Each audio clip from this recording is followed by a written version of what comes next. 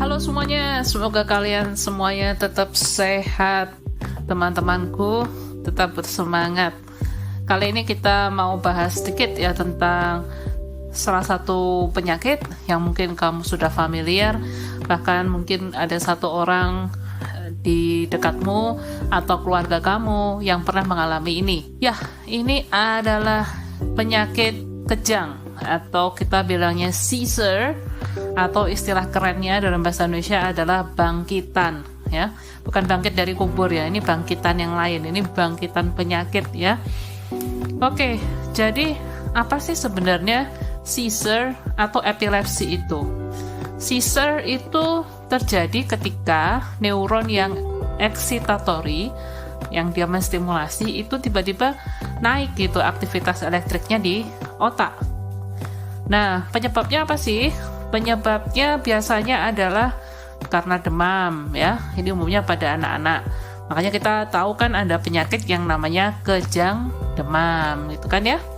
Kemudian ada karena infeksi, karena dia sedang kecanduan alkohol, kondisi hipoglikemi, ada gangguan elektrolit, itu semua bisa menyebabkan terjadinya seizure atau kejang.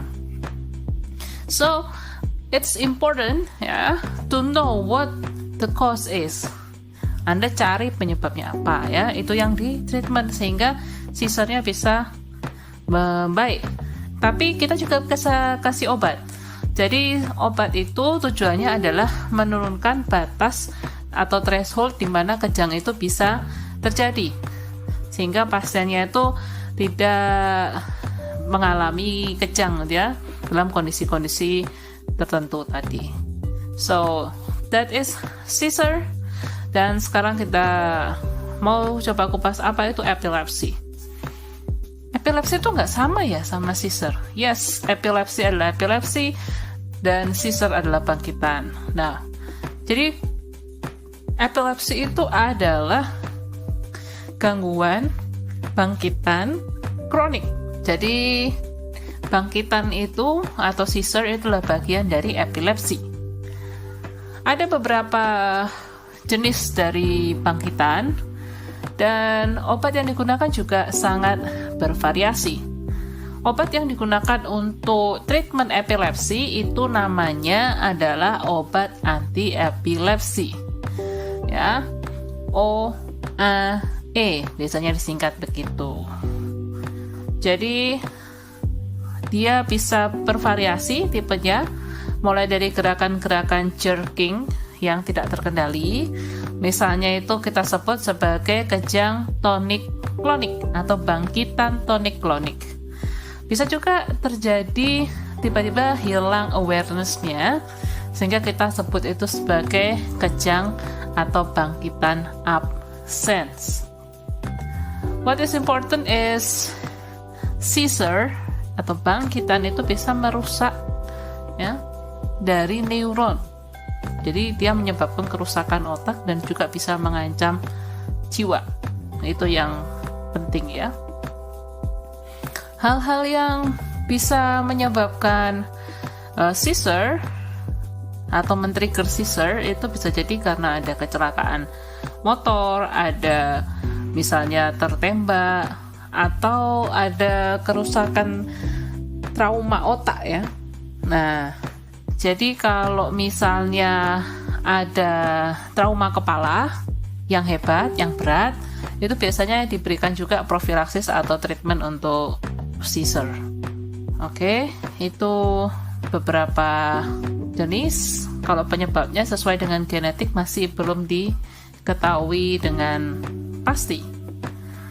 Kalau ada pasien dengan seizure, apa yang dilakukan? Nah, biasanya yang ditanyakan adalah usia berapa mulai mengalami kejang tersebut, ya. Mulainya usia berapa? Kemudian jenis kejangnya itu seperti apa? Frekuensinya bagaimana? Kemudian orang yang pernah melihat dia mengalami kejang itu bisa menjelaskan kondisinya seperti apa dari pasien tersebut. Bisa mengidentifikasi apa penyebabnya atau triggernya itu apa, dan juga kita bisa melakukan pemeriksaan neurologis. biasanya yang paling sering pemeriksaan dilakukan adalah elektroensefalogram atau EEG. Apa sih EEG itu? EEG suatu pemeriksaan yang dia bisa memeriksa aktivitas elektrik di otak. So, di sana akan kelihatan abnormal pattern dari otak tersebut ketika pasien itu tidak mengalami seizure, ya, bahkan ketika tidak mengalami pun itu bisa kelihatan. Atau lebih canggih lagi, kita bisa melakukan CT atau MRI. Jadi bisa ketahuan nanti apakah ada tumor di otak atau ada kerusakan akibat stroke. Nah, itu nanti kelihatan di CT atau MRI. Sekarang kita coba lihat ya dari klasifikasi atau macam-macam dari seizure. Kalau dikelompokkan secara garis besar itu ada 3 tipe utama, yaitu bangkitan vokal, ya, kemudian kejang atau bangkitan umum, generalized, atau yang unknown atau tidak diketahui kapan onsetnya. Yang pertama kita mulai dari vokal. Bangkitan vokal ini nama lainnya adalah bangkitan parsial. Ya, namanya vokal itu berarti Anda fokus. Fokus itu berarti nggak boleh hemisfer kiri, hemisfer kanan, tapi salah satu. Makanya kita sebut dia juga sebagai partial seizure. So, penyebabnya ada di salah satu hemisfer dari otak, tapi dia juga bisa menyebar ke bagian yang lain. Next, ada generalized atau kita bilangnya adalah kejang tipe umum. Tipe umum ini biasanya adalah tonic-clonic ya, atau kita sebut nama lainnya adalah grand mal.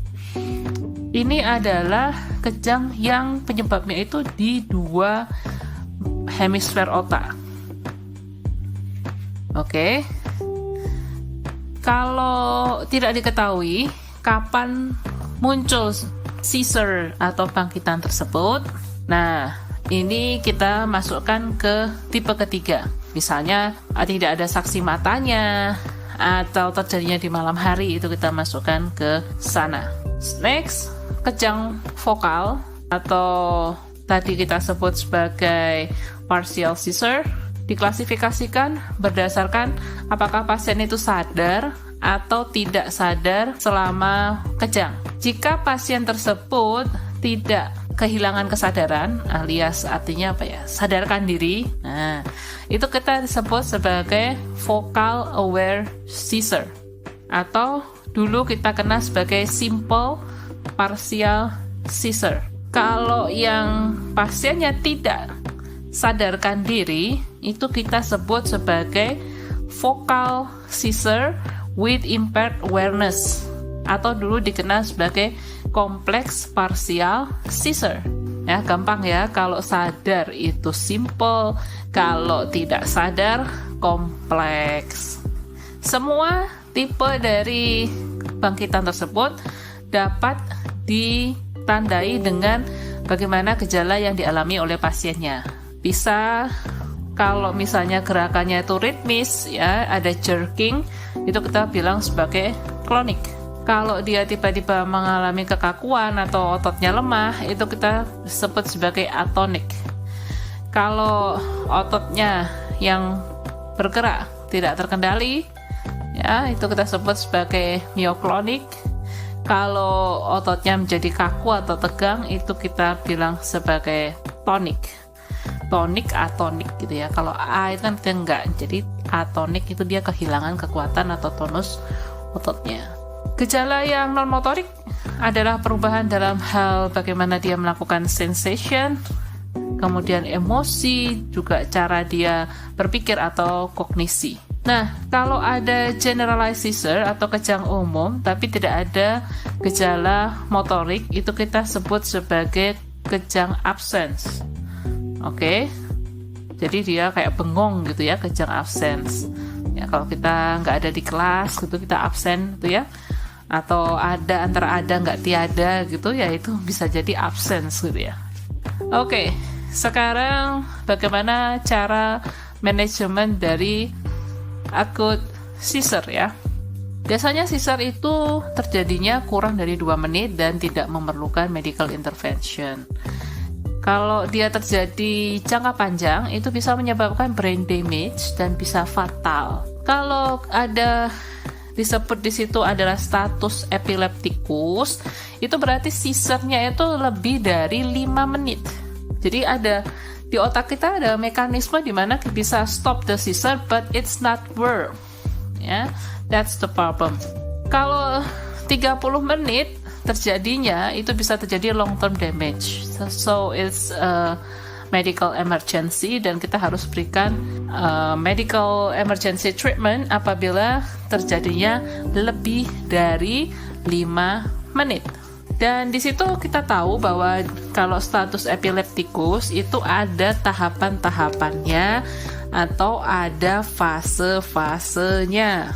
Nah, fasenya apa saja? Fase pertama itu fase stabilisasi, itu 0 sampai 5 menit. Kemudian lanjut pemberian obatnya, itu baru dilakukan di fase yang kedua, yaitu fase dini. Fase dini itu 5 sampai 20 menit. Kemudian tahap ketiga adalah fase menetap, itu 20 sampai 40 menit. Itu treatment kedua. Kemudian fase terakhir itu fase refrakter, itu 40 sampai 60 menit. Oke. Jadi kalau ada status epileptikus, apa yang bisa diberikan? Sesuai pedoman yang paling baru ya, tahun 2019 dari Perdosi, yang diberikan adalah diazepam per intravena atau midazolam per intramuskular atau lorazepam per intravena.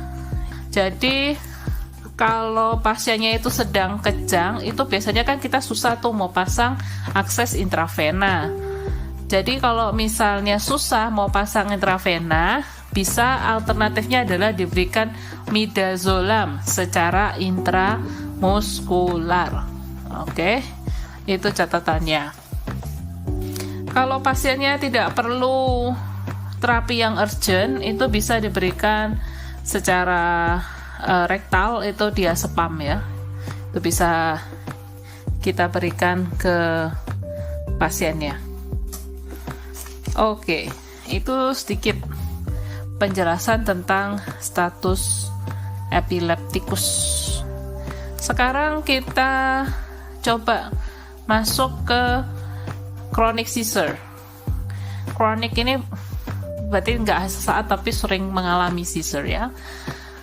First line-nya adalah obat anti epilepsi, tentu saja. Kalau misalnya dia ada resistensi, nanti obatnya harus dilakukan penggantian dengan obat-obat yang lini kedua. So, ada lagi yang harus di-note adalah obat anti epilepsi itu nggak boleh diberhentikan tiba-tiba, sehingga nanti pasiennya bisa mengalami bangkitan. Ya, kalau alternatif obatnya itu apa? Nah, itu pertanyaannya ya. Alternatifnya bisa, ini tanda kutip ya, di luar negeri itu bisa dilakukan operasi misalnya, kemudian diberikan obat misalnya dalam bentuk marihuana ya, kanabis. Kalau di sini nggak ada, jadi ya lupakan aja gitu ya. Atau ini menarik ya, bisa dilakukan diet ketogenik buat kamu yang suka diet ketogenik. Jadi diet ketogenik itu dia tinggi lemak, proteinnya jumlahnya normal, dan rendah karbohidrat. Biasanya rasionya 4:1 ya, lemak dibandingkan dengan protein plus karbohidrat. Sehingga ini akan memaksa tubuh kita untuk melakukan breakdown terhadap asam lemak menjadi badan keton sebagai sumber energi. Badan keton ini bisa melalui otak dan bisa mereplace glukosa. Nah, kondisi ini kita sebut sebagai ketosis. Kondisi ketosis ini bisa menurunkan frekuensi kejang. Katanya begitu ya untuk diet ketogenik. Nah, kita fokus sekarang, kita masuk ke obat-obat anti epilepsinya. Beberapa obat itu dikhususkan untuk kondisi-kondisi tertentu ya. Misalnya etosuximid itu digunakan untuk kejang atau bangkitan absen. Tapi etosuximid karena nggak ada di Indonesia, maka kita lihat di situ yang pas adalah valproat. Oke. Ada yang broad spectrum yang bisa untuk berbagai macam jenis kejang, misalnya lamotrigin, kemudian levetiracetam, topiramate, asam valproat. Itu bisa ya untuk kejang vokal atau kejang umum ya. Beberapa yang agak sempit, misalnya carbamazepin, oxcarbazepin, fenobarbital, phenytoin, dan fosfophenytoin. Ada juga yang nggak umum, tapi bisa diberikan juga untuk obat anti epilepsi adalah pregabalin dan gabapentin. Biasanya pregabalin dan gabapentin ini bukan untuk epilepsi umumnya ya, tapi untuk nyeri neuropatik. Jadi dia disimpan ya untuk terapi lini kedua. Jadi dia tidak umum untuk diberikan. So kita lihat satu persatu. Jadi teorinya gini ya, kejang itu kan terjadi ketika neuron excitatory itu tiba-tiba menyebabkan tingginya aktivitas elektrik di otak. Nah, tiba-tiba peningkatan aktivitas elektrik yang tiba-tiba ini biasanya disebabkan oleh salah fungsi dari reseptor atau ketidakseimbangan neurotransmitter. Itu bisa juga ya. Bisa jadi ada kekurangan atau defisiensi dari neurotransmitter yang harusnya dia menghambat. Ya sama kalau naik mobil tuh ada gasnya, ada remnya gitu ya. Jangan sampai ada gasnya kagak ada remnya. Nah, neurotransmitter juga sama. Namanya tubuh kita itu kan diciptakan supaya ada sistem kesetimbangan. Nah, ini juga sama, harus setimbang. Bagaimana caranya? Caranya ada neuron excitatory, ada juga neuron inhibitory ya. Neurotransmitternya ada dua. Nah, bisa jadi dia kekurangan neuron transmitter yang inhibitory, yaitu kita kenal sebagai GABA atau gamma aminobutyric acid. Ya, GABA ini si penghambat. Nah, yang ngegas itu adalah glutamat, si neuron excitatory. So, pada kondisi pasien itu mengalami seizure, bisa jadi kadar glutamat itu lebih tinggi dibandingkan kadar GABA-nya. Oke. Ya, jadi anti epilepsi itu bisa menurunkan aktivitas elektrik yang nggak normal tadi itu dengan beberapa cara. Yang pertama, ya tambah dong ya mekanisme remnya. Jadi peningkatan GABA. Atau yang kedua, tolong ya itu nginjek gasnya jangan dalam-dalam dong. Oke, berarti kita turunkan glutamatnya supaya tidak terjadi excitation. Kemudian bisa cari kita memblocking dari kanal kalsium atau kanal natrium. Jadi kalau kanal kalsium di stop, itu bisa memperlambat atau menghentikan transmisi sinyal elektrik. Nah, sedangkan kalau kita memblok kanal natrium, itu menurunkan neuron firing state. Oke, dari situ kita sudah tahu ya. Berarti mekanisme kerjanya kalau nggak di GABA, glutamat, kanal kalsium atau kanal natrium. Nah, yang meningkatkan GABA itu contohnya apa? Contohnya bisa jadi benzodiazepin, asam valproat itu meningkatkan GABA. Yang ngeblok kanal kalsium apa? Ya bisa jadi etosuximid. Ya. Kemudian yang mengeblok kanal NA yang terkenal ada carbamazepin dan phenytoin. Selain itu lamotrigin, topiramate itu juga sama. Jadi banyak yang ngeblok kanal NA. Ada juga yang mekanismenya gabungan ya. Dia bisa bekerja di dua channel ya, NA atau CA misalnya oxcarbazepin. Itu ya contoh-contoh dari obat-obat anti epilepsi dan mekanisme kerjanya. Sekarang kita lihat golongan yang setipe. Jadi kita kalau supaya gampang ngafalinya, yang satu grup tuh kira-kira apa sih anti epilepsi. Nah, yang satu golongan misalnya carbamazepin dan oxcarbazepin, sama-sama menyebabkan hyponatremia, kemudian rest, dan dia juga adalah inducer enzim. Ya, inducer enzim berarti hati-hati kalau dia digabungkan dengan obat yang dimetabolisme di CYP yang sama, nanti dia bisa menimbulkan interaksi obat. Yang tipe lainnya adalah gabapentin dan pregabalin, sama-sama menyebabkan kenaikan berat badan, edema perifer, dan euforia ringan. Kemudian ada fenobarbital dan primidone, tidak ada di Indonesia ya. Ini bisa menyebabkan sedasi, kemudian ketergantungan, dan overdosis. Dia juga enzim inducer. Topirama dan sonisamid itu sama-sama menyebabkan penurunan berat badan dan asidosis metabolik. Bisa juga menyebabkan nefrolitiasis dan oligohidrosis atau hipertermia pada anak-anak. So, ini ada sedikit tips kalau diberikan obat anti epilepsi, biasanya ditambah dengan suplemen, yaitu kalsium dan vitamin D. Kalau perempuan itu dalam usia dia bisa produktif, bisa hamil, diberikan asam folat. Kalau dia diberikan asam valproat, itu bisa diberikan karnitin. Nah, kalau diberi lamotrigin, kemudian pasiennya mengalami alopecia, itu bisa diberikan suplemen selenium dan zinc, itu ya, macam-macamnya. Kita lihat obatnya satu persatu.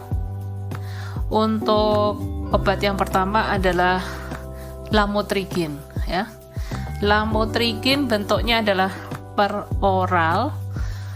Yang berbahaya adalah dia bisa menyebabkan reaksi kulit yang serius, alergi yang serius, misalnya SJS atau TEN. Oke. Dia bisa menyebabkan alopecia, oleh karenanya bisa diberikan selenium dan zinc tadi ya. Interaksinya adalah asam valproat itu meningkatkan konsentrasi lamotrigin. Oke, jadi dilakukan secara hati-hati.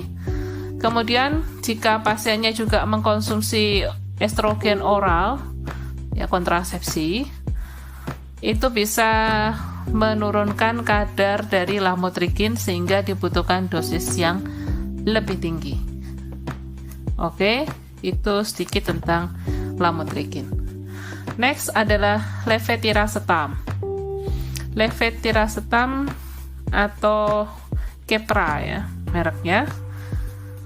Dia ada bentuk tablet, ada juga bentuk injeksi ya levetiracetam, dan rasionya adalah 1:1, jadi bisa langsung menggantikan. Efek sampingnya adalah reaksi psikiatrik, misalnya gejala psikotik, somnolen, dan fatigue, termasuk gejala ingin bunuh diri seperti itu ya, dari levetiracetam. Interaksi hampir tidak ada. Next, topiramat. Topiramat ini digunakan juga sebagai profilaksis migrain. Jadi ingat topi, ingat kepala, ingat ada migrain. Topiramat ini bisa menyebabkan asidosis metabolik, oligohidrosis, hipertermia, nefrolitiasis, miopi akut, dan secondary angel closure glaucoma. Ya. Dan juga menyebabkan hiperamonemia. Oke. Gangguan penglihatan, dan juga dia berbahaya untuk janin. Itu yang berbahaya. Yang ringan-ringan misalnya pasiennya jadi somnolen, kemudian gangguan memori, konsentrasi, penurunan berat badan, dan anoreksia. Monitoring yang perlu dilakukan adalah kadar bikarbonat, karena tadi dia berkaitan dengan asidosis metabolik. Kemudian pemeriksaan mata ya, terkait dengan tekanan intraokular yang tadi ada glaukoma. Topiramate ini bisa menurunkan kadar kontrasepsi per oral sehingga perlu diberikan kontrasepsi non hormonal. Oke, selain itu dia juga bisa menurunkan kadar INR pada pasien dengan warfarin. Jadi perlu hati-hati. Next adalah asam valproat. Nah, bentuknya bisa jadi adalah asam valproat, mereknya yang terkenal adalah Depakote, atau Divalproex. Divalproex atau mereknya Depakote. Ya. Pemberiannya secara per oral. Yang IV belum tersedia ya. Masih per oral. Yang berbahaya adalah bisa menyebabkan hepatic failure. Biasanya 6 bulan pertama, kemudian pada anak-anak ya, itu bisa berbahaya. Dan pada janin itu berbahaya karena bisa menyebabkan defek neural tube dan penurunan skor IQ. Jadi ada retardasi di sana. Hal-hal yang perlu diperhatikan adalah bisa menyebabkan hiperammonemia. Ini diterapi dengan karnitin, kemudian trombositopenia sehingga bisa terjadi bleeding. Alopecia juga bisa diterapi dengan selenium dan zinc, peningkatan berat badan juga. Sehingga pada pasien yang diberikan asam valproat sebaiknya dilakukan liver function test pada saat baseline dan 6 bulan setelah terapi serta pemeriksaan platelet berkaitan dengan risiko trombositopenia. Tadi kan obat-obat yang broad spectrum ya, yang spektrumnya luas, yaitu lamotrigine, levetiracetam, topiramate, dan valproat. Nah sekarang yang sempit ya, spektrumnya, itu misalnya carbamazepine. Carbamazepine juga bisa menimbulkan reaksi RAS. Kemudian yang nggak biasa bisa menyebabkan anemia aplastik atau agranulositosis. Kontraindikasi pada kondisi mielosupresi bisa menyebabkan juga hiponatremia. Yang perlu dikontrol adalah platelet, ya, karena dia terkait dengan anemia tadi. Dia berpengaruh agranulositosis tadi juga. Elektrolit, khususnya adalah natrium. Dan yang perlu jadi catatan, dia adalah enzim inducer, sehingga dia bisa menurunkan kadar dari obat lain dan kadar dia sendiri ya. Carbamazepine adalah auto inducer. Dan dia adalah inducer yang kuat untuk obat-obat yang di metabolisme di enzim seperti CYP1A2, 2J19, 2J8, 2J9, 3A4. Jadi dia akan banyak interaksi ya, terutama juga dengan obat-obat yang berupa kontrasepsi, sehingga harus diberikan tambahan kontrasepsi hormonal.